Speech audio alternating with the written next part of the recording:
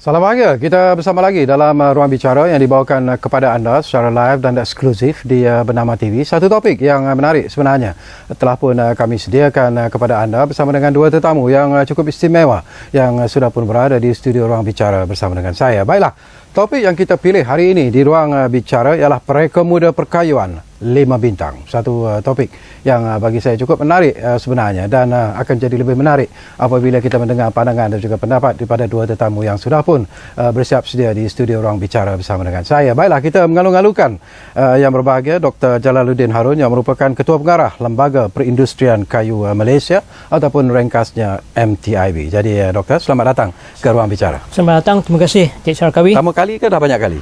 Several time. Bernama TV ni been quite a popular ground. Betul.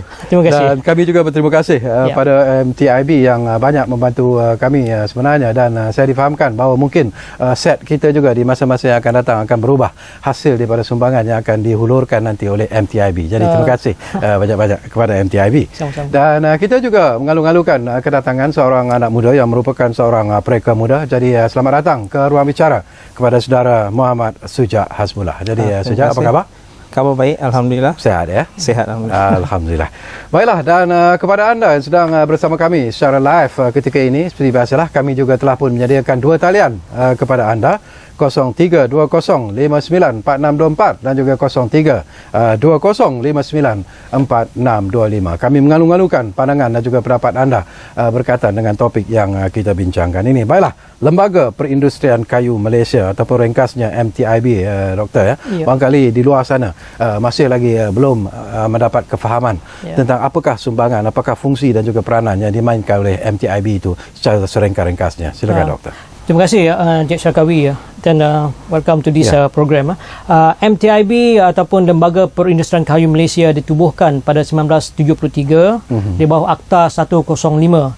Dan kita MTIB ini merupakan satu agensi kerajaan di bawah Kementerian Perindustrian dan Komoditi, Perladangan dan Komoditi, dan ianya merupakan satu badan regulatory untuk mengawal selia industri perkayuan.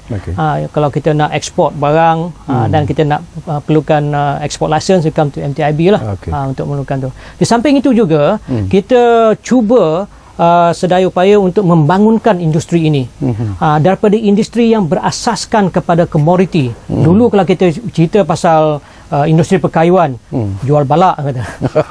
Betul. Tapi pada masa moden ni jual balak tu mungkin ada, tapi taklah kita fokuskan. Apa yang kita fokuskan ialah kita menjadikan balak tu convert that into sawn timber, into papan lapis dan particle board atau papan serpai, dan eventually kita hendakkan industri ini menghasilkan produk-produk yang mempunyai nilai tambah tinggi, seperti perabot contohnya, seperti kayu kumai ataupun molding, dan juga BJC atau Builders Joinery and Carpentry, seperti lantai, door frame, window frame. Ini memberikan satu pulangan yang lebih tinggi kalau jika dibandingkan kalau kita mengekspor kayu gergaji contohnya, ataupun kayu balak ataupun papan lapis. Dan di antara juga di samping itu MTIB juga memberi latihan untuk human capital, human capital skill development through WISDEC, dan ini dapat juga kita memberikan satu latihan kepada belia-belia yang ingin memasuki industri ini, dan industri ini semakin canggih, sampai automation sudah ada, dan setengah tu ada juga menggunakan robotik di dalam pemprosesan kayu menjadikan perabot contohnya. Ini dan ukiran satu lagi yang punya nilai tambah tinggi yang amat tinggi sekali. Ini memerlukan pekerja-pekerja mahir. Inilah salah satu daripada MTIB, fungsi dia ialah WISDEC ni untuk melatih pekerja-pekerja mahir. Okey, sebelum saya pergi kepada Muhammad Sujat, ada lagi satu persoalan yang mungkin boleh kita kongsi bersama dengan penonton-penonton ketika ini, doktor, ya.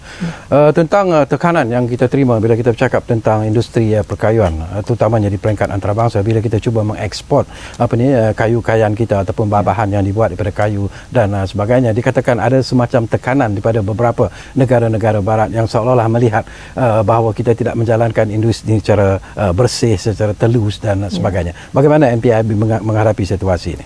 Ini perkara ini merupakan satu cabaran pada ketika ini, di mana negara-negara yang mengimport produk-produk kayu ini terutama sekali daripada tropika, kawasan tropika macam Malaysia ni, dan juga di kawasan Afrika dan Latin America, Brazil dan sebagainya. Mereka memerlukan satu kepastian bahawa produk yang dieksport ke negara, katalah di EU ataupun ke Amerika, puncanya daripada sumber-sumber yang mempunyai legality yang sah. Ini satu cara pada mereka untuk menentukan bahawa trading ni tidak melibatkan pembalakan haram. Itu salah satu daripada tujuan dia. Dan di samping itu juga certification ataupun untuk mengesahkan mana itu adalah satu perkara yang mempunyai trend yang akan datang. Jika kita tidak melalui proses-proses ini, ataupun kita sudah ada apa yang dipanggil MTCS, Malaysian Timber Certification Scheme, ini dapat membantu kita di Malaysia ni, dan ianya direcognize di Eropah, for instance, dan ini akan memudahkan lagi produk-produk kita yang kita ekspor, especially produk-produk yang telah kita memberi nilai tambahan ni. Okey, nanti kita sambung lagi Dr. Jalaluddin. Menarik juga, saya nak sembang-sembang juga bersama dengan Sujat, seorang anak muda yang terlibat sebagai pereka untuk industri perabot di negara kita, kan. Jadi kenapa agaknya minat itu timbul? Kenapa anda ingin ataupun telah menjadi seorang pereka bagi industri perabot itu? Apa yang mendorong minat anda sebenarnya?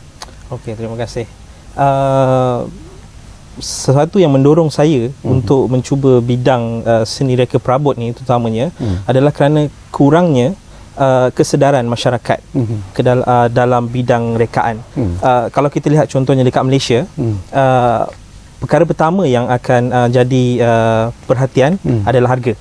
Bukan rekaan. Mungkin rekaan tu nombor 5 mungkin. Tapi kalau kita tengok negara-negara lain, contohnya negara yang sedang membangun macam Poland, kesedaran masyarakat tentang rekaan produk amat tinggi, walaupun dia punya kapasiti pengeluarannya lebih kurang Malaysia. Malaysia mengeluarkan produk yang sangat banyak, terutamanya kalau kita lihat di MUA. Tetapi daripada segi rekaan, kita ada kurang nilainya di situ. Jadi saya berlatar belakangkan seni reka industri perabot ni antara satu bidang yang saya rasa boleh dibangunkan kat Malaysia. Bukan sekadar pengeluaran perabot, tapi rekaan perabot itu sendiri. Sebab dia memberi nilai tambah kepada nilai perabot tu. Dalam masa yang sama, dia boleh menonjolkan identiti sesebuah negara. Contohnya kalau kita lihat sekarang ni Scandinavian, masyarakat kenal dengan IKEA, Scandinavian design. So tapi kita tak ada Malaysian dalam vocabulary design, kita tak ada Malaysian design. Jadi itu antara saya punya agenda bila saya menceburkan diri dalam bidang ni, adalah nak establishkan Malaysian design ke dalam kamus rekaan dunia, identiti Malaysia. Sebab tu kalau kita lihat sekarang ni kebanyakan mereka muda, terutamanya macam saya dan rakan-rakan seangkatan, kita mula mengaplikasikan budaya tradisional ke dalam perabot.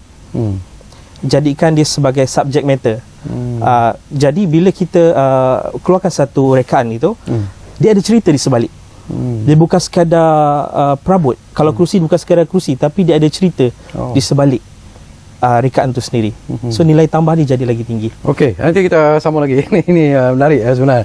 Saya cuba nak memahami hasrat dan juga cita-cita anak muda seperti Muhammad Sujak ni sebenarnya doktor Tapi pada pandangan doktor sendiri, kalau kita melihat kepada industri perabot di negara kita sekarang ini, kalau kita melihat kepada reka bentuk yang dikeluarkan dan sebagainya, selalunya ianya dikatakan lebih bersifat moden dan contemporary lah. Mungkin itu kehendak anak-anak muda, kehendak orang-orang bandar dan sebagainya. Tapi apakah doktor melihat bahawa dari segi desain itu, kalau kita ingin masukkan unsur-unsur Malaysia dalam desain itu, apakah ianya boleh dijual? Mungkin tidak di dalam negara dan juga untuk diekspor ke luar negara. Pandangan doktor. Ini satu perkara yang penting kerana Malaysia pada masa ini merupakan pengeksport 8 terbesar di dunia perabot. Dan industri perabot telah pun berkembang sejak 30 tahun yang lepas. Kalau kita melihat dari tahun 80-an, 90-an dan juga awal 2000, kita melihat kebanyakan daripada perabot kita merupakan design dia dipanggil OEM. Original Equipment Manufacturing, di mana design telah pun ditentukan dan mereka hanya buat reproduction. Tetapi ini satu perkara yang bagus kerana kita cuba establishkan proses tu dan juga kualiti yang tinggi. Finishing ni bagus, tapi hanya design dia kurang. Akhir-akhir ini the last contohnya lah pada tahun 2007 satu kajian yang telah dijalankan menyatakan bahawa 33% daripada perabot kita ni merupakan daripada own design dan the rest dia is OEM pada tahun 2007. Tapi MTIB telah pun mengadakan kajian pada tahun lepas. Kita mendapati bahawa own design manufacturing ini telah meningkat daripada 33% pada tahun 2007 menjadi 53% pada tahun lepas. Dan ini merupakan satu peningkatan yang sangat menggalakkan. Dan kita boleh lihat bahawa dalam dua pameran perabot yang terbesar di Malaysia pada minggu lepas, di Malaysian International Furniture Fair MIF dan juga EFE yang diadakan di KLCC, kita mendapati banyak daripada syarikat Malaysia telah pun moving towards own design, ODM. Ini merupakan satu perkembangan yang sungguh menggalakkan kerana dengan ODM kita akan menambah nilai dia mungkin melebihi 25% dan kalau kita produskan dengan OEM. Dan ini juga akan peningkatannya kita akan monitor dan kita mensasarkan MTIB mensasarkan pada tahun 2020 kita menjangka kita akan mencapai 70% own design capacity ini. Okey, nanti kita akan sambung lagi, banyak lagi perkara sebenarnya yang ingin kita sentuh.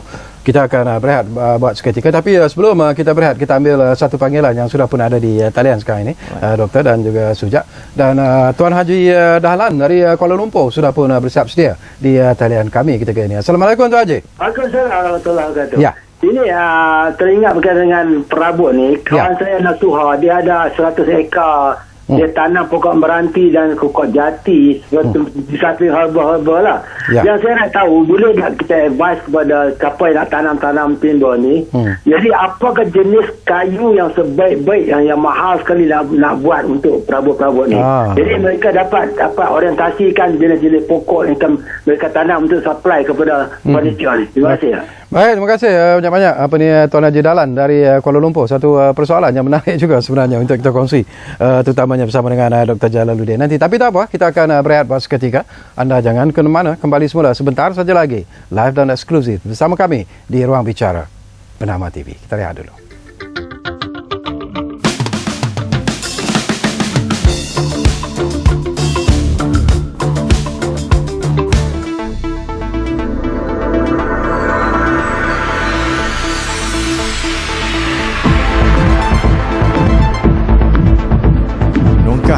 Masa mengupas isu semasa, jadi saluran pelbagai suara, segalanya baru dan benar di Berita Bernama TV.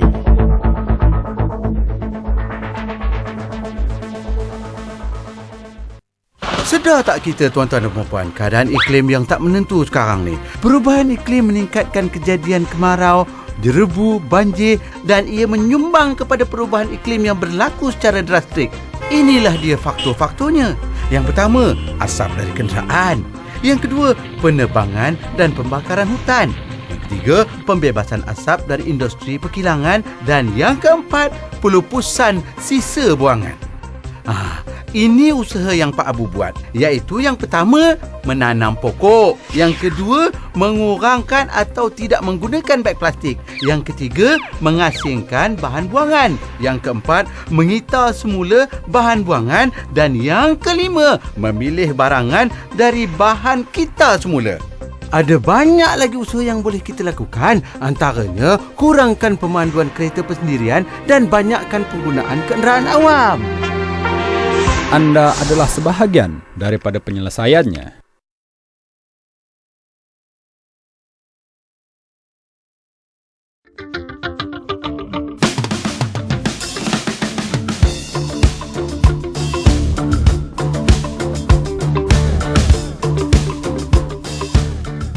Okey, kita kembali semula secara live dan eksklusif ruang bicara ini, dan dua talian yang kami sediakan masih lagi sebenarnya kami buka kepada anda. Jadi gunakanlah dua talian itu untuk memanggil kami. Berilah apa saja pandangan dan juga pendapat ataupun apa saja persoalan yang mungkin ingin anda kongsikan bersama dengan dua tetamu saya yang berada di studio ruang bicara ini. 0320594624 dan juga 0320594625. Dua talian yang cukup mudah untuk diingati sebenarnya. Baik. Tadi ada juga persoalan yang menarik daripada Tuan Haji Dalan dari Kuala Lumpur. Jadi seringkas-ringkasnya mungkin Dr. Jalaluddin boleh menjawab persoalan yang dibangkitkan itu. Mungkin dia ingin tahu jenis kayu apakah yang baik-baiknya ditanam kalau mereka yang berminat untuk menanam jenis-jenis kayu balak dan sebagainya ni. Mungkin ini satu perkara yang agak mengejutkan, di mana 80 hingga 85% daripada ekspor perabot kita ke luar negara yang berjumlah lebih kurang 8.01 bilion ringgit pada tahun 2014 asalnya daripada kayu getah. 80% of kayu getah. And the rest tu kita adalah kayu-kayu seperti acacia dan juga kayu-kayu yang tempatan, nyatu dan sebagainya. Dan ini tadi dia ada mention dia menanam kayu meranti, dan juga kayu jati.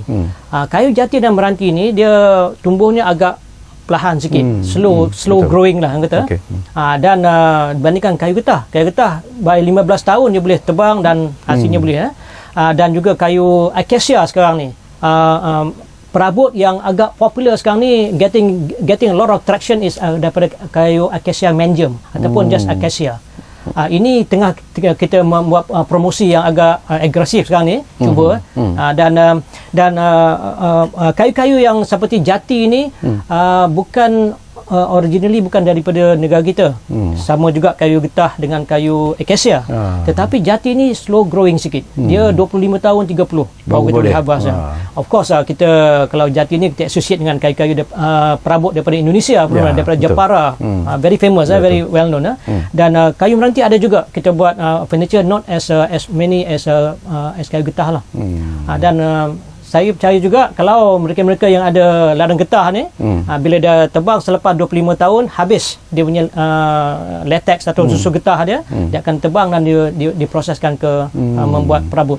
Okey, itu jawapan kepada persoalan yang dibangkitkan oleh Tuan Haji Dalan dari Kuala Lumpur. Sebelum kita panjang-panjangkan lagi sembang-sembang kita ini, kita ambil satu lagi panggilan yang ada di talian kita kali ini. Tuan Haji Salim Jaafar dari Johor sudah pun bersiap sedia di talian kami. Assalamualaikum Tuan Haji. Ya, Waalaikumsalam. Saya Salim Jaafar daripada Muar. Oh, daripada Muar. Okey, ya.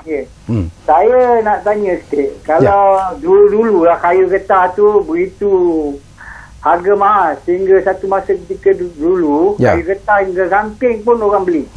Tapi yang rasa sedih sekarang ni, batang kelapa sawit ditimbang begitu saja. Tidak ada cara batang kelapa sawit ini untuk dibuat perabot. Sedangkan saya tengok urat-urat kayu ni, kelapa sawit ni cantik.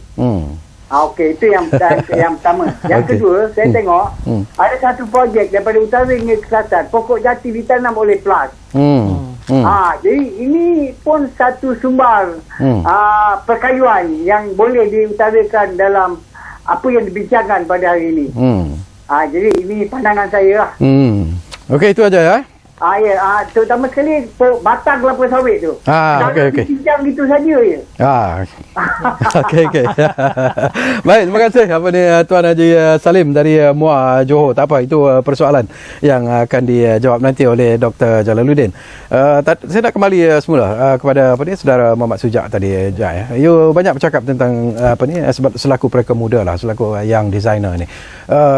Saya sendiri secara peribadi banyak menggunakan perabot IKEA sebenarnya di rumah kerana saya anggap itu dari segi desainnya cantik, daripada apa ni colornya pun hebat dan sebagainya. Tapi apa konsep sebenarnya yang diperlukan oleh rakyat Malaysia untuk melihat kepada desain-desain furniture di Malaysia ni? Apa yang mereka kendaki?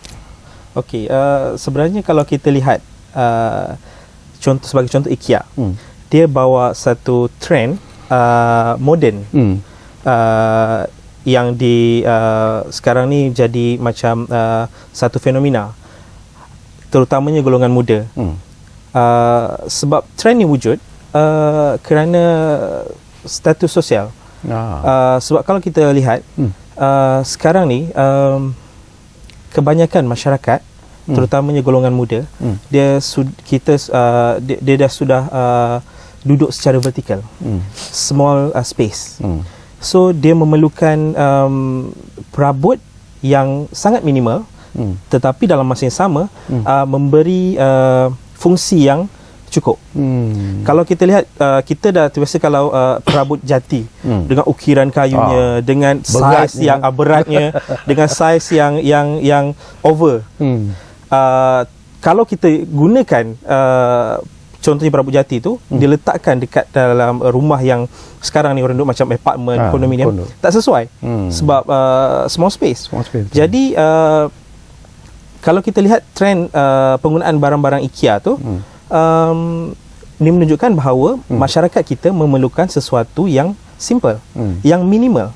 Tetapi macam mana kita sebagai mereka Malaysia nak memberi kepada masyarakat rekaan yang simple tetapi bercirikan Malaysia. Okey, rekaan itu yang penting, iaitu dari segi reka bentuk dan sebagainya. Tapi saya nak kongsi juga dengan Dr. Jalaluddin sebelum doktor menjawab persoalan yang dibangkitkan oleh Tuan Haji Salim dari MUA tadi. Promosi. Selalunya kalau kita lihat contohlah kita ambil IKEA, bagaimana mereka melakukan promosi misalnya dibandingkan dengan apa yang dilakukan oleh perabot-perabot keluaran Malaysia sendiri. Apakah di sini peranan yang dimainkan oleh MTIB untuk membantu dari segi promosi itu sendiri? Ya, sebenarnya IKEA ni mereka memfokuskan kepada dua perkara yang amat penting sekali di dalam perniagaan mereka. Yang pertama ialah mereka fokus on design. Itu mereka buat. Dan yang keduanya ialah pusat-pusat promosi, marketing. Yang kebanyakan daripada manufacturing ni dia outsource kan. Dia ada sedikit tapi outsource kebanyakannya. Jadi bila promosi ni, you tengok gedung-gedung IKEA besar, hebat dan juga barang-barang dia fast moving item kerana design simple, banyaknya DIY dan ianya cerah. Kalau masuk dalam flat kata yang kecil ni memang nampak besar lah. Kalau kita gelap ni nampak lagi kecil. And this is where the selling point of IKEA. Saya sendiri saya belajar setahun di Norway, dan saya cukup serasi dengan Scandinavian-nya. Even dia punya one time Volvo, semua straight line ya. Scandinavian macam tu, dia nak simple but functional. This is very important. Nampak tu MTIB juga cuba membantu, terutama sekali kita cuba assist Bumiputera contohnya, pengusaha-pengusaha Bumiputera, dan melalui pusat-pusat promosi kita ada pusat promosi di 3 tempat di Lembah Kelang, kita ada di Kota Damansara, di Johor Bahru satu, di Nusa Bestari dan juga di Kota Kinabalu. Dan salah satu daripada usahawan kita ni, mereka memerlukan showcase. Ini yang agak sukar sekali, especially di bandar-bandar besar seperti Kuala Lumpur. Ini salah satu daripada fungsi MTIB di dalam membantu Bumiputera untuk mempromotkan barang-barang desain mereka ataupun produk-produk daripada perabot mereka. Okey, cuba doktor jawab persoalan yang dibangkitkan oleh Tuan Haji Salim daripada MUA tadi. Dia menyentuh tentang bahan batang kelapa sawit, kalau tak silap saya. Jadi ini persoalan ni Syakiwi cukup interesting sebab caller dia pun daripada Muar. Saya nak nyatakan sini bahawa Johor pada tahun lepas 2014 daripada 8.0 bilion ringgit furniture tu, lebih kurang 51% datang daripada negeri Johor, and from that quantity about 70% of that datang daripada Muar. So hebat Muar ni sebenarnya. Dari segi penghasilan perabot. Banyak syarikat perabot yang besar-besar terletak di Muar. Dan persoalan dia, kayu getah 20-30 tahun yang lepas, bila mereka kita tidak mengetahui kualiti kayu getah tu, bila dia nak harvest kan, dia potong dan dia bakar saja. Kadang-kadang paling banyak dia buat arang. Tetapi sekarang ni valuable. Sampai saya nak membetulkan Saudara Salim tadi, ganting-ganting pun masih kita gunakan untuk penghasilan kayu papan serpai, seperti MDF, Density Fiberboard, buat untuk composite. Batang dia kita potong jadikan solid timber supaya jadi perabot. Dan ini satu persoalan yang penting, yang interesting juga yang dia dibawa ialah batang kelapa sawit. Batang kelapa sawit, kita telah mengadakan satu research. Saya sendiri telah menjalankan research sejak tahun 1985, sejak saya di Universiti Putra Malaysia dulu. Dan kita mendapati bahawa batang kelapa sawit ni boleh kita gergajikan, menghasilkan papan gergaji. Dan kajian ni telah pun kita lengkap. Kita telah mengadakan kajian 3 tahun lepas, dan telah sedia from A to Z, bagaimana kita cara memotong kita, dan dia punya recovery dia berapa, dan juga macam mana kita nak mengeringkan dia. Sebab batang kelapa sawit ni special sikit, pasal dia punya moisture content dia sungguh tinggi, daripada 200 hingga 400%. Kalau bandingkan dengan kalau potong pokok meranti ataupun kayu getah, moisture content dalam kayu tu hanyalah 60%. Senang kita nak mengeringkan. Jadi ini menimbulkan masalah. Dan pada masa ini telah lengkap, dan saya percaya the next big thing ialah batang kelapa sawit ni kita gunakan sebagai bahan kayu gergaji dan juga untuk papan lapis. Kita telah menggunakan vinyl. Dua ni boleh kita gunakan untuk membuat perabot. Ini satu perkembangan yang amat sihat, kerana ini research ni kita sendiri buat dalam di negara kita. We are in the forefront sebenarnya. Jadi tak perlu lagi in future dia nak cincang-cincang buat makanan apa ni. Ataupun for neutron cycling kita cincang. Betul tu. Sekarang ni kita nampak dia dekat plantation dia. Betul tu. Okey, kita akan sambung lagi. Kita akan berehat buat seketika, tetapi kepada anda sedang bersama kami secara live dan eksklusif ni, guna dua talian yang kami sediakan kepada anda itu, dan saya percaya anda juga ada pandangan-pandangan yang mungkin boleh kita kongsi bersama dengan kedua-dua tetamu saya yang akan menjawab apa saja persoalan berkaitan dengan topik yang kita bincangkan hari ini di Ruang Bicara Pereka Muda Perkayuan 5 Bintang. Itu topik yang kita pilih hari ini di Ruang Bicara. Rehat dulu.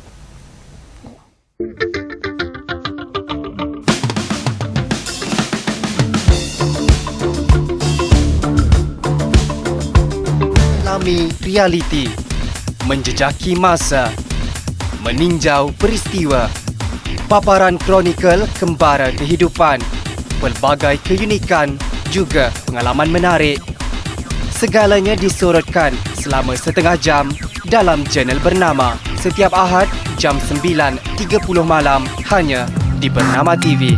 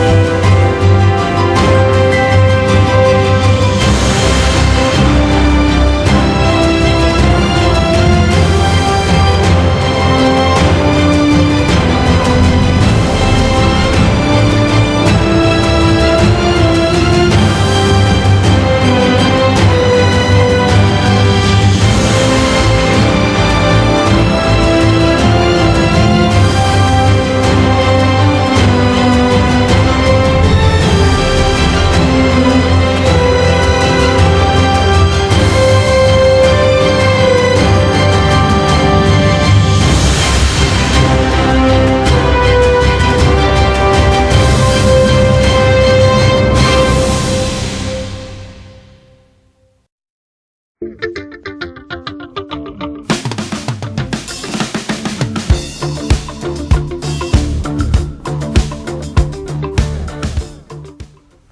kami cukup berterima kasih kepada anda kerana masih lagi bersama kami secara live dan eksklusif Ruang Bicara ini. Kita masih lagi bercakap tentang Pereka Muda Perkayuan 5 bintang dan kita masih lagi bersama dengan dua tetamu yang cukup istimewa yang berbahagia, Dr. Jalaluddin Harun iaitu Ketua Pengarah Lembaga Perindustrian Kayu Malaysia ataupun ringkasnya MTIB, dan kita juga bersama dengan saudara Muhammad Suja Azbullah, seorang pereka muda, dan beliau juga telah pun mengambil bahagian dalam pertandingan reka bentuk perabot ataupun dikenali sebagai Mobili 2015. Ini yang baru yang diambil bahagian itu pada tahun 2013.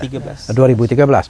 Dan ini juga menarik kerana ada kaitannya dengan apa yang dipanggil sebagai tanggam trademark. Ini saya nak kongsi bersama dengan Dr. Jalaluddin. Tanggam, kalau saya ingat, kalau ada filem Hindustan dia panggil sanggam. Tapi tanggam ni apa sebenarnya? Itu yang budak-budak kat luar pun selalu tanya, apa maksudnya tanggam ni, doktor? Tanggam ni sebenarnya dalam bahasa Inggeris dipanggil joinery ataupun joints. Yang disambung. Sambung tu. Kayu ni kan kita nak menyambung ke kayu tu dipanggil tanggam. Saya dengar pun saya dipanggil ada pula bahasa Tamil dia dipanggil, dia kata gold, maknanya emas. Tanggam tu.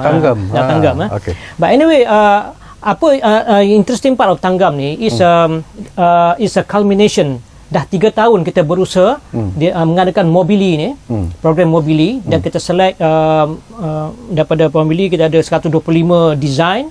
Kita buat satu saringan melalui penghakiman yang daripada orang daripada international, judges yang mahir dalam ni, dan selection ni kita hantar ke Milan. Dan kita akan ke Milan untuk kita menyertai ke sana, dan di mana mereka di sana design-design tu akan di-evaluate. Ada very tight screening process sebelum kita dibenarkan untuk mempamerkan desain kita di Milan. So pada tahun pertama 2013 kita 5 desainer kita telah pun dia dipilih daripada 11 yang kita hantar. Ini merupakan batch yang pertama daripada Mobili ni, dan tahun keduanya kita ada 4 orang, dan tahun ketiga kita ada seorang. Jadi jumlahnya 10 dalam masa 3 tahun. Dan bila mereka dah diterima di Milan, pemenang di yang Mobili ni, hadiah-hadiah ialah kita hantar ke Milan, kita design, buat punya prototype daripada design tu, dan mereka sekali pergi ke Milan untuk mempamerkan. All ditanggung oleh MTIB dalam program kita ni. Saya nampak ini satu breaking the ice lah, di mana kita memfokuskan designer ni bawah pada 35 tahun, basically Gen Y. Dan mereka ni semua kreatif, dan mereka datang daripada IPTA, ada 2-3 orang daripada UNIZA, daripada UTM, UMK yang ahli ni, dan juga setengah tu daripada industri, dan setengah tu freelance. Dan sejaknya you freelance, freelancing. So they all kind of ni, but we accept design yang really akan mencabar atau boleh menggegarkan industri perabot kita.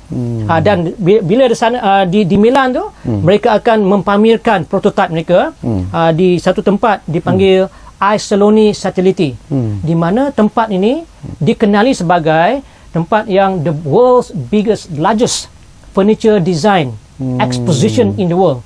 Di mana dalam masa seminggu, pada bulan April, 300,000 pelawat akan melawat semua kawasan ni, dan tempat Isoloni Satellite ini boleh accommodate 700 designer. Malaysia for the first time kita was represented in 2013. Selalunya daripada Jepun, Korea, Asia lah, ya. Dan pereka-pereka daripada kumpulan tanggam ni telah pun dapat catch the interest of international punya ni, ya, manufacturers dan juga designer dan magazine. Ini sangat saya juga nak berkongsi pengalaman saudara Sujak sendirilah. Anda sendiri berada di Milan. Bagaimana anda merasakan, apakah desain yang anda bawa dan rakan-rakan juga yang bawa itu setaraf dengan desain-desain daripada designers yang lain, terutamanya daripada luar negara? Bila di sana, kebanyakan designer muda ni punyai idea-idea yang sangat kreatif dan berlainan. Kita tak boleh nak anggap dia lebih atau tak. boleh katakan sama rata dan setaraf. Designer daripada Malaysia, Tanggam, di salah sebuah laman web mengiktiraf Malaysia punya tim sebagai 7 designer terbaik daripada 700 designer di sana pada tahun lepas. Jadi saya boleh katakan yang design daripada Asia dan Malaysia sendiri punya nilai yang sangat tinggi pada pandangan masyarakat luar. Macam saya katakan tadi, identiti itu. Sebab design yang kita bawa ke sana mempunyai ciri-ciri Malaysia. Itu yang menarik bila kita present kepada pelanggan daripada sana, visitor terutama daripada Eropah. Kebanyakan mereka dah terbiasa dengan Scandinavian dan Italian design. Tapi bila kita sebut tentang Malaysian design, dia orang mula tertarik sebab kita ada cerita. Okey, bila you sebut tentang ciri-ciri Malaysia itu sendiri, Sujak, cuba kongsi bersama dengan saya, apa sebenarnya yang dimaksudkan dalam desain anda sendiri? Apakah ciri-ciri Malaysia yang anda masukkan dalam desain tu? Okey, bermula tahun lepas, saya memulakan satu terms dalam rekaan saya sendiri yang saya panggil culture. Ejaan daripada bahasa Inggeris culture, tapi saya melayukan KALCE, culture. Culture ini saya jadikan sebagai satu idea untuk saya lahirkan rekaan-rekaan yang berunsurkan budaya. Sebagai contoh, tahun lepas saya bawa desain saya terpilih ke Itali yang berasaskan ideanya daripada alat muzik canang. Okey. Saya menggunakan idea alat muzik canang untuk dijadikan bangku yang mempunyai storage, tempat simpan barang. Tapi dia bukan sekadar daripada bentuk, tapi cerita kenapa canang. Kerana canang ini unsurnya adalah minor dalam muzik. Kalau ada canang, muzik jadi lagi menarik. Kalau tak ada, still okay. Jadi saya gunakan konsep minor itu ke dalam perabot. Saya buat satu yang sangat minimal, yang bila kita gunakan, bila pengguna gunakan perabot itu di dalam rumah, dia ibarat memenuhi ruang. Dia bukan sekadar rekaan yang kita untuk duduk, tapi bila dia stand alone, it's a piece of art. Macam tu. Itu idea yang saya bawa ke sana. Dan juga saya menggunakan konsep gendang silat dan juga wow. Yang saya anggap benda itu sebagai sesuatu yang sangat menarik, kerana kita terlalu mengagungkan daripada barat, daripada negara luar. Tapi sedangkan kita ada sesuatu yang menarik untuk kita tonjolkan dalam rekaan kita. Okey, tema yang dipilih juga dalam pertandingan reka bentuk perabot bagi tahun 2015 ini menarik juga ni, Doktor. Kalau lihat timber in fashion, furniture in passion. Jadi mungkin boleh Doktor terangkan apa yang dimaksudkan sebenarnya, kenapa tema ini dipilih? Tema ni agak luar sikit sikit, kerana kita nak sesuatu yang rekaan tu mempunyai satu passion, satu drive, satu quality dan lifestyle. Ini yang saya rasa kita kalau cakap passion ni, kita kata daripada Paris all those models dan baju yang hebat. Jadi furniture ni is part of a lifestyle. Bukannya furniture ni hanya sesuatu yang kita duduk, tetapi macam si Sujak mention tadi, dia kata kalau that piece is a piece of art, as a deco, and not just as a functional as a furniture. This is the trend sebenarnya. They mention also on minimalist, untuk muatkan tempat yang kecil, dan dia punya multifunctional, multidimensional punya ni, furniture ni boleh jadi storage contohnya lah. And also satu lagi furniture yang kita tengok ialah yang passion ni ialah di mana most of the trend sekarang ni is mix and match. We don't focus on satu material saja. Betul, ya. The choice mungkin kita gunakan kayu as a central, mungkin kayu, mungkin buluh, rotan, dan juga kita gunakan lain-lain material seperti fabric, kaca, steel, ceramic dan so on, kita combinekan. This is contemporary. And this is where the last 3 tahun yang saya ke Milan, saya nampak trendnya begitulah. Dan kalau kita hendak berjaya menangkap especially generasi yang coming, yang muda ni, we have to go along that sort of concept, dan barulah kita rasa we are modern. Otherwise we become traditional, and mungkin tradisi ni ada limitation dia. Sukar juga kita nak menembusi especially budak-budak muda lah macam Sujak ni, dia taste ni lain sikit. Okey, selepas katalah Sujak dah pun keluar dengan ideanya yang tersendiri, rakan-rakan yang lain juga terlibat dalam tanggam ini juga mengeluarkan idea masing-masing. Tetapi selepas itu, ke mana perginya idea-idea ini? Apa akan jadi kepada reka-reka bentuk yang mereka cipta ni? Ini satu persoalan yang penting sekali. Bila kita mula dengan program Mobili ni, kita ingat penghujungnya kita tidak mahu mereka yang kita create ni menjadi satu proses akademik.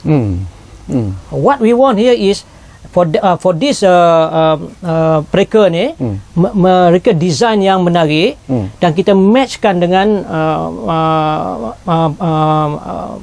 furniture manufacturer.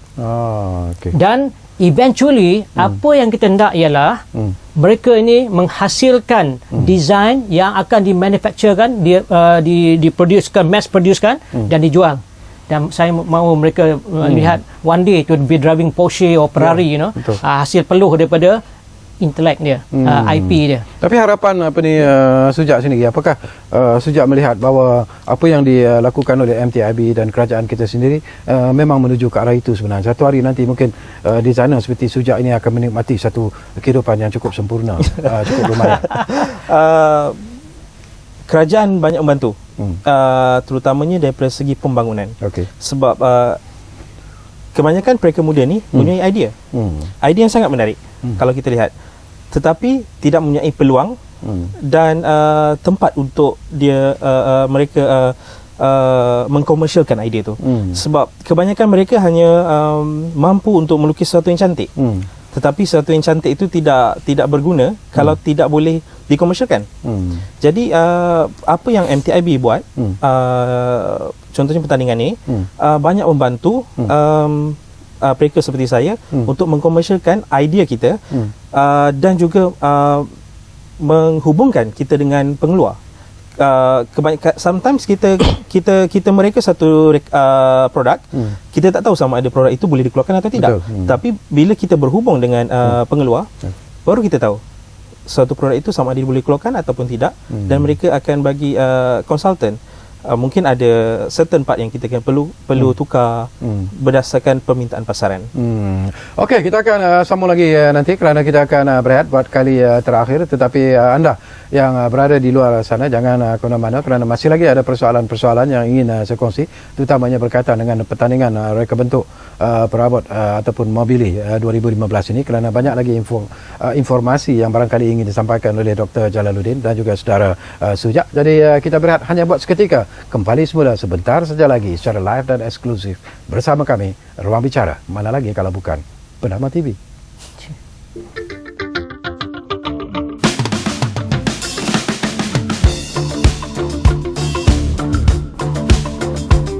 Travel not because I like to travel. I travel so I can say this: what you're looking for is inside of you, and you should be in peace. Vikram Rawat has been traveling for 40 years, inspiring people around the world to find peace within. I go and I talk to people, and I present them with the possibility of themselves discover the peace that lies within you.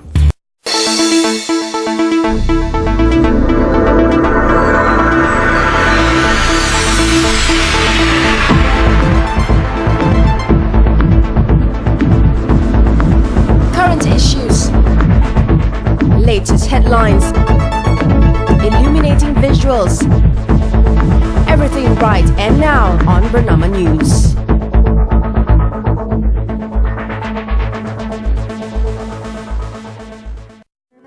Dibelenggu kebankrapan sebenarnya bukan pilihan. Saya pernah cuba dibantu, namun saya tidak hiraukannya kerana saya merasakan MDI akan bertindak kejam terhadap saya, sehinggalah kebankrapan mula mengganggu hidup saya. Saya hilang punca untuk meneruskan kehidupan. Akaun saya dibekukan. Apa nasib keluarga saya? Selama ini saya menyangka MDI zalim yang membangkrupkan saya. Ternyata sangkaan saya meleset sama sekali. Jabatan Insolvensi Malaysia. Bukan kami yang membangkrupkan anda. Jangan takut atau risau untuk tampil ke depan. Berilah kerjasama agar kami dapat membantu anda. Layari www.insolvency.gov.my.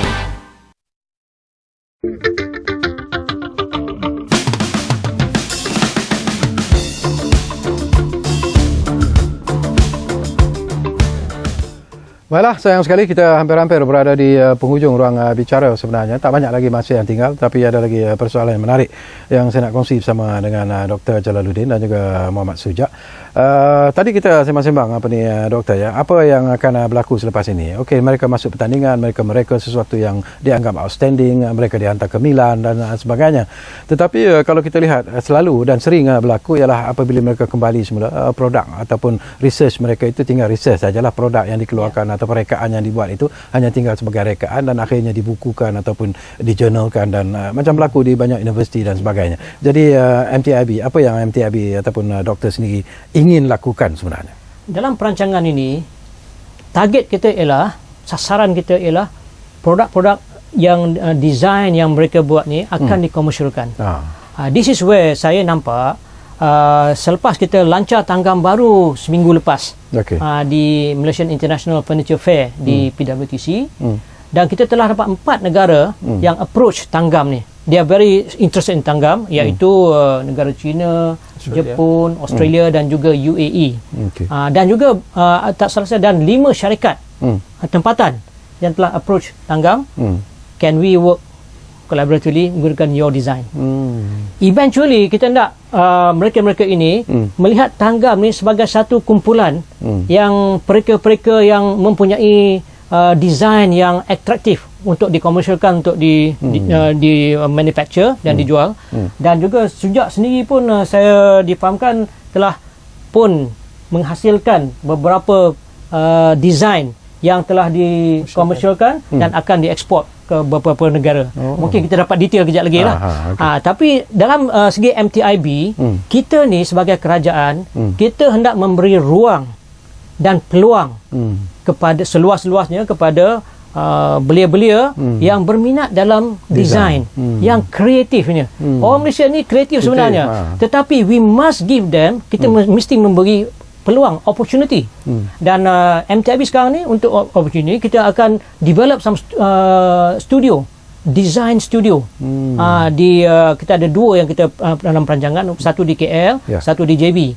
Bila siap nanti, that design studio tu siap dengan program dia, dan mereka akan menjadi meeting point for this designer tanggam ni untuk menghasilkan lagi karya-karya mereka yang saya berharap akan dapat juga memberi satu nafas baru kepada Malaysia dan juga dalam development of identity furniture perabot kita di masa akan datang. Saya suka istilah yang doktor guna tadi, nafas baru. Jadi Sujak, apakah anda juga sudah pun mendapat satu nafas baru hasil daripada rekaan anda baru-baru ini?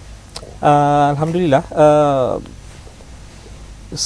selepas daripada program Mobili itu sendiri, lebih mudah untuk saya berhubung dengan pengeluar, kerana kita ada sesuatu yang besar di belakang. Kita pernah display, pernah exhibit produk kita di Itali. Sebagai contoh, produk saya yang saya pamerkan tahun lepas, sekarang dalam proses pembangunan akhir, prototype untuk dikomersialkan. Yang saya dapat berkolaborasi dengan satu company daripada Johor untuk keluarkan produk tersebut. Di samping tu saya peluang-peluang lain seperti kebanyakan company syarikat datang untuk approach untuk kita mereka series yang baru, collection baru untuk syarikat itu sendiri. Buat masa ni hampir lebih daripada 5 syarikat yang sudah confirm untuk saya bangunkan untuk tahun ni saja. Saya dah komersialkan produk saya semenjak tahun 2013. Selepas saya habis belajar 2011, saya mula kerja, dan 2012 saya mula untuk berkolaborasi dengan syarikat, dan saya mula untuk bergerak secara freelance, membangunkan produk bagi sebuah syarikat. Dan produk pertama saya lancarkan di Malaysian International Furniture Fair, dan produk tu dapat Platinum Award, Malaysia Furniture Excellence Award, dan produk yang sama juga saya dapat Malaysian Good Design Mark. Dan tahun ni insya-Allah produk itu akan dipasarkan ke Eropah. Dan ini tahun ketiga saya bergerak freelance dengan beberapa company. Okey, seringkasnya Sujat, masa pun semakin suntuk. Sebelum saya bagi peluang kepada Dr. Jalaluddin. Saya difahamkan anda juga diberi tugas dan tanggungjawab untuk mereka bentuk set ruang bicara yang baru, insya-Allah. Dan dulu saya ingat ada set lama juga yang digunakan masa tu Hello Malaysia di studio satu lagi, tapi boleh dibayang-bayangkan sikit set yang baru ni macam mana bentuknya nanti, apa bahan yang akan digunakan? Okey, untuk set baru ni kita menggunakan buluh sebagai bahan utama, tetapi bukan pole, bukan sekadar buluh yang asal, tapi buluh yang telah diproses menjadi bentuk laminate, veneer, dan konsep yang diketengahkan adalah modern, contemporary, dan akan kenalah dengan pakaian saya. InsyaAllah akan kena, dan boleh digunakan di outdoor, bukan sekadar dalam studio. Cantik. Movable. Okey, masa pun semakin suntuk, ada lebih kurang 1 ataupun 2 minit lagi, Doktor. Harapan Doktor sendiri, terutamanya kepada generasi muda lah. Tanggam ini menjadi seolah-olah menjadi satu identiti, satu trademark yang cukup penting sebenarnya bagi MTIB, dan saya percaya Tanggam akan dikembangkan menjadi satu brand yang mungkin dihormati di peringkat antarabangsa nanti. Syakawi, you have said all. Sebenarnya itulah harapan ini. Saya label Tanggam ni akan menjadi satu mercu tanda. Kita keahliannya kebanyakannya adalah they are winners. They win competition, dan juga telah di accept, di design to accepted in Milan.